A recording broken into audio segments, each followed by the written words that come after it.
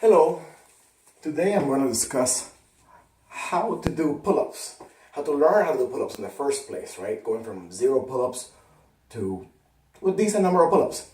A lot of times I see what I see out there in terms of what I used to do for the longest time is people find ways to make the pull-up easier. And if you don't have a lot of equipment, like a Gravitron machine, one of those things, that ends up being putting your feet in bands. You end up bungee cording yourself up and down. I've done it. It works. I've never. I mean, I've seen people get better pull-ups doing it. It's not bad. Not my preferred method right now. It helps a lot the bottom of the pull-up, not a lot the top of the pull-up because it's a band, right? So not my favorite method. The second thing I see a lot is people doing basically forced negatives, right? They jump up and they hold themselves getting down. Again, not my favorite because you can't do a pull-up, right? And just because you can slow your pathway down doesn't mean your shoulder is the safest, most stable position at any part of that range of motion. Okay?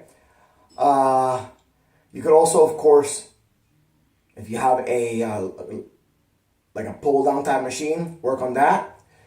But as you'll see what I talk about today, that doesn't really help with a lot of the other aspects of the pull-up that I want people thinking about when I teach them a pull-up. So anyhow, let's talk about what I want to see in a good pull-up, right?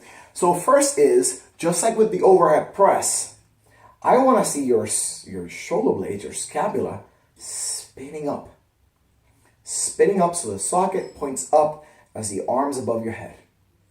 Why? Because if not, there's going to be some jamming or impinging or bone against bone and all the things in between, right? There's plenty of things in between. Nerves, blood vessels, muscles, you name it. So we'd rather see the socket point up so that doesn't happen, right? The other thing that what I forgot to say in the press video was this. The scapula doesn't exist in a vacuum, right? The scapula sits on top of your rib cage and attaches to your clavicle. And these things must move for the scapula to be able to move. So one of the things that we have to look at when people are doing pull-ups or overhead presses is, can they lift their arms above their head without their rib cage, what's called a flaring? So can they lift their arms above their head without them losing control of their spine? Doing this, right? So if they get to here and they start going, then more than likely, when they get forced into that position, they're going to start doing this instead of this. See? Do it right now. Shrug your shoulders. Try to lift your arms above your head. Doesn't work. Arch your spine a lot. Try to lift your arms above your head. Doesn't work. So you must have some control of the rib cage over the hips, like I talked about with the deadlifts and the push-ups, right? And the squats, and that allows your rib cage to articulate, to move, and the ribs in front to open up, so you can get the arm above your head without the tilt, which allows you to get the arm above the head without the shrug. Okay, so the spin rather than elevation, outward rotation instead of elevation. Get technical. So how do we learn how to do that? Again, just like everything else, I want to teach you how to get through this through movement, right? Not through just giving you a bunch of cues, but through movement. And I feel that most people's hurdle in getting good at push-ups is lack of patience, like everything else in life. And we're going to start from the bottom up. Yes, from the feet and the legs up, not from the hands, not from the arms, from the feet and the legs up. When you're hanging, your feet are dangling. Dangling uncontrolled feet and legs and lower body don't make for a good pull-up. So first thing we need to do is get control of our lower body, right? So one way of getting control of our lower body, or the easiest way, right, is by learning how to move your legs around while in this laying down position, right? Again, just like in the bridge, we have feedback on our lower back. So if I can do this without my lower back moving back and forth, that helps. Of course, that's super easy. Not really for everybody, but so after a while it's gonna get easy, right? And then you can start working on extended legs. right? And of course, that's where stuff like lying leg raises come in. Now, must you be able to do perfect lying leg raises before you do a pull-up? I don't know, maybe. Maybe. But if you can't even do one leg at a time without your back flopping back and forth, I don't want you doing pull-ups, right? Second thing, again, this is how we're talking about controlling the motion of the spine by moving the legs around, right? Loading with the legs. But then when we're hanging, again, our hips are in the air.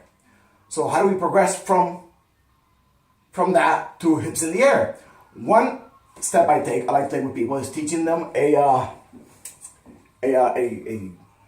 lying reverse curl, reverse curl, right? A reverse abdominal curl, reverse crunch, right? It's a good way of calling it. And for this, I like to use a heavy anchor in the back, right? Something stable, and have them kind of hold on to it. Again, arms off the head, just like they would be in a pull-up, and have them work on curling their spine up and down. And again, I'm not doing this to build a six-pack, although of course it will work your abdominals because that's what they do. But the whole point of this is teaching the person control of that position, because your hips are going to want to swing back on that pull-up. Now, could we add the other stuff we're doing to this, right? Of course we could, right? All kinds of stuff like this, traditional abdominal exercises, right? Will help you get better at hanging. Because the fact is your legs are hanging when you're doing a pull-up, right? And doing all those traditional leg raise type movements, Pilates stuff, will help you get better at hanging in that portion of it. Having a stable platform here, being able to hold your abs down in that position as well, will allow for what we were talking about earlier. So even things like we talked about it before, the dead bug, right? When I talked about my twisty things, the traditional dead bug, when I go up here and reach above my head and reach with my leg, that's what I'm doing. I'm teaching this to move. I am teaching my ribcage to expand, my hips to hold in position, the lowest part of my ribcage to hold in position so the top can expand.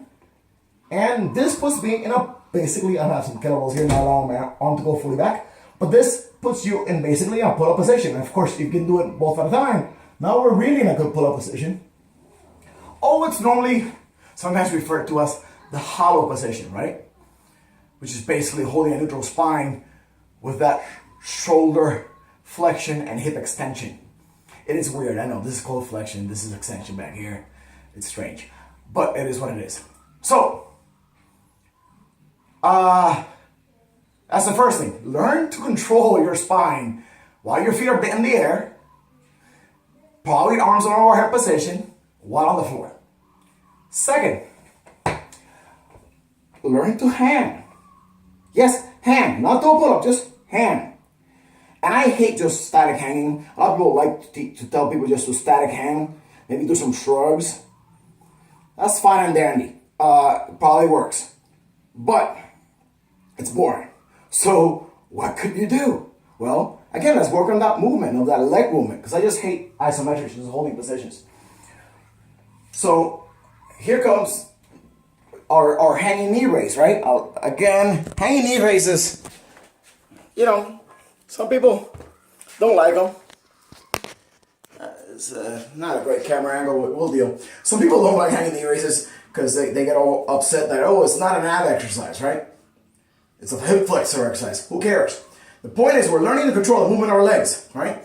So it's the same thing we were doing earlier, and I can't fully hang on these because my ceiling is too low. And that's why I got these nice new J-Flex little thingies that my wife got me for Christmas. They're really nice. But the point is, we can work on moving the legs one at a time. And if I'm not swinging, my spine is pretty neutral. Of course, we can then work on doing basically the reverse curl that we just did. Reverse crunch that we just did. From this hanging position. The whole time my shoulder's going to have to suck in and stabilize so my legs can move without a lot of swing. That's kind of what we're trying to teach it to do. It's a good thing. Like I said before, yes, You could also work on shrugging up and down, going from a fully relaxed pull-up position to a active pull-up position, active hand to a relaxed hand.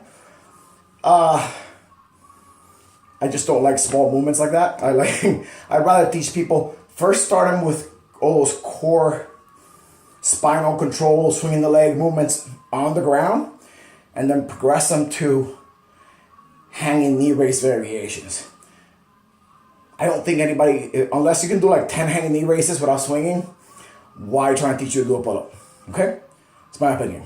Now, for the second part, let's go to what the upper body is doing, okay? So, the upper body is gonna be, here you go, my closet again. The upper body is gonna be pulling, right? It's a pulling motion. There's a hanging part of the pull-up and there's a climbing part of the pull-up. And my favorite way to get people there is by using the row, right? The recline row, body weight row. Because the fact is, if you can't hang and pull, your body while your feet are dangling, right? Or actually, if you can't hang and pull your body with your feet on the floor, how can you hang and pull your body while your feet are dangling? Right? It's a percentage of your body weight versus your whole body weight, right? A percentage of your body weight, it's gonna be easier. So, obviously, I would start people in a really kind of upright position where there's not that much of their body weight on their hands, right? And eventually progress them to where they can do a row in basically parallel to a floor position. And just hit my elbow, right? Because again, if you can't hit 10 of those, why would you be able to do safe pull-ups, right? Doesn't make sense to me. That's a way easier, similar, but way regressed movement because your feet are on the floor, right? The hanging knee raise and the bodyweight row combined, working on those for a while, I think will lead a person to be able to do safe pull-ups. Maybe not quicker. I don't know if quicker, but I don't care about quicker. Why don't I care about quicker? Because the pull-up is the path, right? And that's one thing I wanted to get to. The pull-up is the path. It's direction. If you're starting to work out for the first time, to exercise for the first time, and you're looking at pull-ups like, I want to do a pull-up, that's my goal. Well, that's the direction. If you get to pull-ups, if you take shortcuts getting there, all you're going to end up is with injuries. And not being able to do pull-ups anymore. Elbow injuries, shoulder injuries, you name it. So, build the strength. Build the strength to control what your lower body is doing and control your ribcage position. Build the strength to have that shoulder stability while going through that pulling motion.